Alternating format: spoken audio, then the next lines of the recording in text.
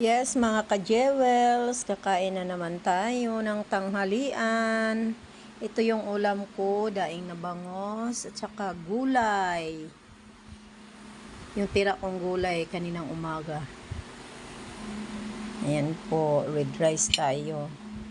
Kasi para hindi mataas ang blood sugar.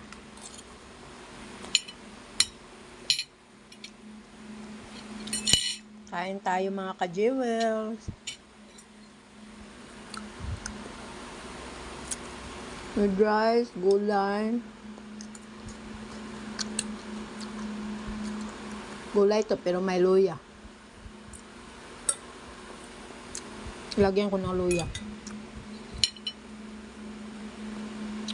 Kasi yung luya, kinakain ko yan. Ginigisa ko tapos nahalo ko.